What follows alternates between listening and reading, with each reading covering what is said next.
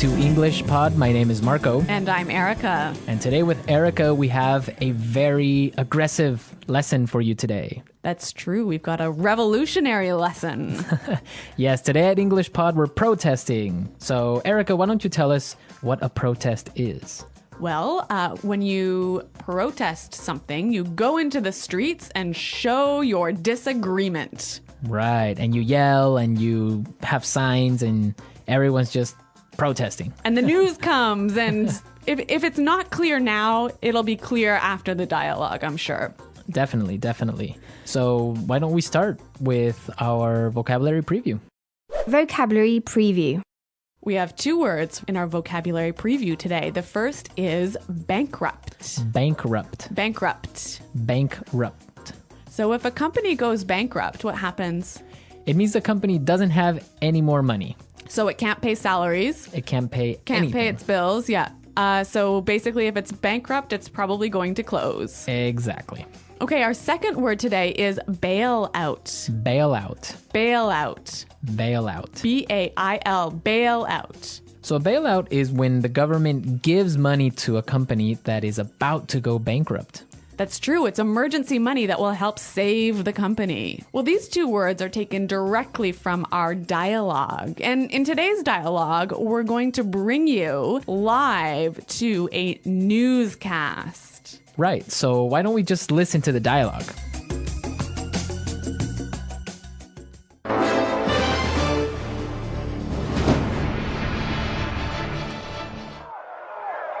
This is Action 5 news reporter Sarah O'Connell reporting live from Washington, D.C., where a protest has broken out. Thousands of angry citizens are protesting against the proposed bailout of the auto manufacturing industry. Sir, Sarah O'Connell, Channel 5 News, can you tell us what's happening? Yeah, we're here because we feel this is an injustice. The financial irresponsibility of big business has to stop. We're here to show the government that we don't like the way they're spending our tax dollars. Sir, but what exactly is making everyone so angry? It's an absolute outrage, Sarah. The U.S. government wants to give $25 billion of taxpayers' money to the auto industry. These are companies that have been mismanaged and are now nearly bankrupt. I see. But many supporters of the bailout argue that it could help save the jobs of millions of hardworking Americans. That may be true, and I, for one, don't want to see anyone lose their job. But how can these CEOs ask for a bailout when they're making millions of dollars? And then they have the nerve to fly to Washington in private jets. This costs hundreds of thousands of dollars. They're asking for money. That is just not right. Good point. This is Sarah O'Connell reporting live from Washington, D.C. Back to you, Tom.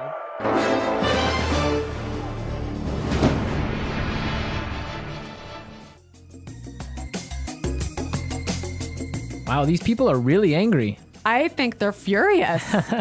Well, I think they have some good points, and we'll talk about that later. But now, It's time for language takeaway. Language takeaway. Yeah, there was some great language in this dialogue. A lot of language we use to express our anger. right. And one of those words, and the first one for language takeaway, is injustice. Injustice. Injustice. An injustice. So an injustice is something that isn't fair. It's totally unfair. It's unfair, yeah. This is an injustice. Let's look at our second word, outrage. Outrage. Outrage. An outrage. So Erica, why don't you give us an example on how you would use outrage? There's no more coffee. This is an outrage. Yeah, there we go. That's an outrage. Okay, Let's go to our next word now. breakout. Break out. Breakout. Break out. So we have some great examples on how we use breakout, so let's listen. Example 1. War has broken out in Antarctica as countries of the world fight for control of the icy continent. Example 2. Officials are warning that fighting could break out in the border regions.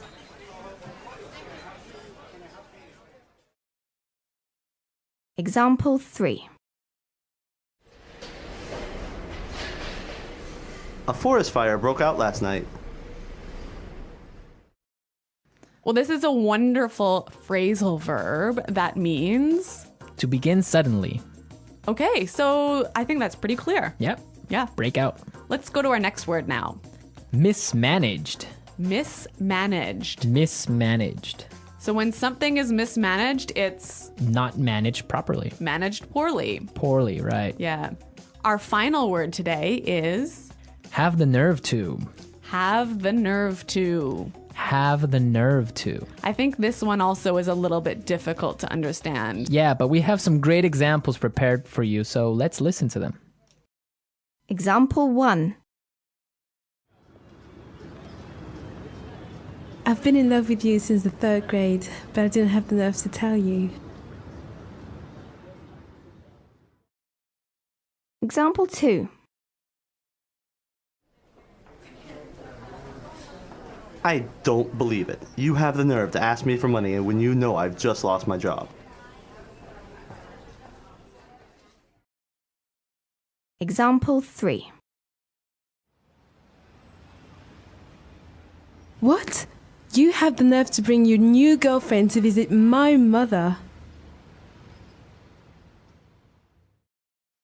So have the nerve to is like dare to do something, right? Yeah, how dare you? Yeah. Have the nerve to. It's like, I can't believe you would do that. Yeah, I think that's quite clear. Mm-hmm. Yeah. Okay. A lot of great words in our dialogue today. And also, we have some really interesting grammar in today's dialogue. Right, so today, let's look at some grammar breakdown. Grammar breakdown.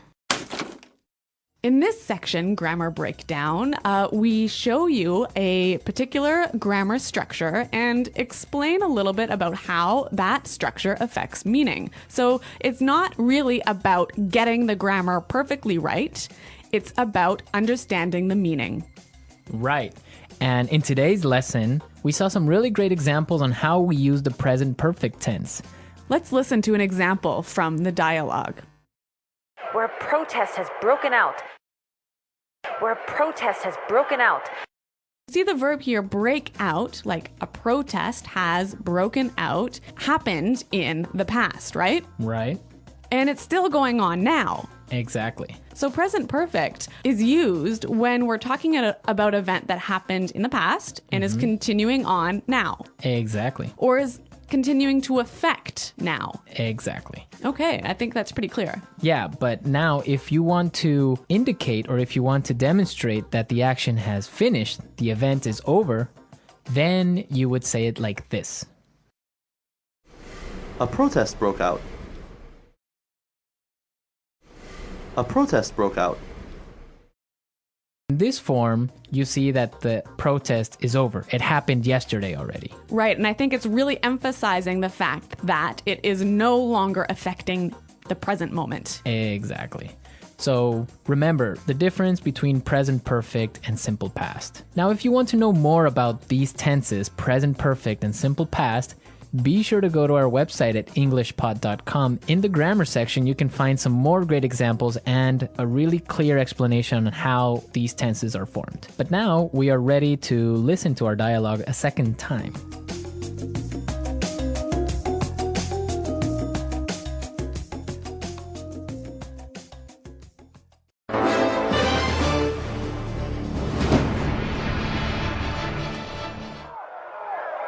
This is Action 5 news reporter Sarah O'Connell reporting live from Washington, D.C., where a protest has broken out. Thousands of angry citizens are protesting against the proposed bailout of the auto manufacturing industry.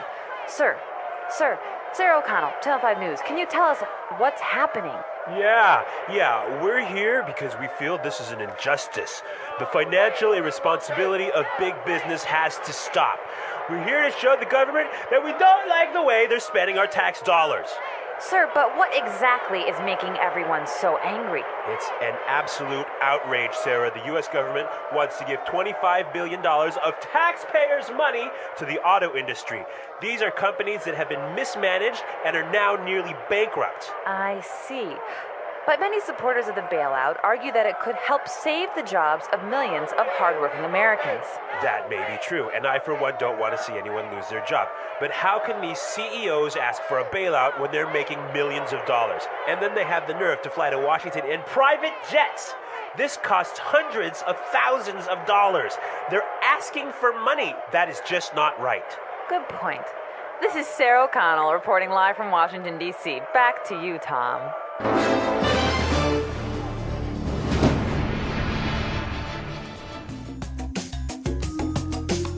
Okay, Erica, so what do you think about this situation? About the bailout of the auto industry. Yes. I think it's a bad idea. Why? There's so many reasons. I mean, I don't think it's fair for us as taxpayers. Well, I guess I'm not really an American taxpayer, but I don't think it's fair for the taxpayers to have to pay for the mismanagement of these companies. I mean, they've got so much debt. They've produced cars that nobody really wants to buy, and now they're in trouble, and it's not our money that should be spent on saving them. Yeah, I would agree with you on that, but you do have to take into consideration the fact that if these companies go bankrupt, thousands of people will lose their jobs. And not only the people that work at the factories, but also people that work for other companies that supply these factories.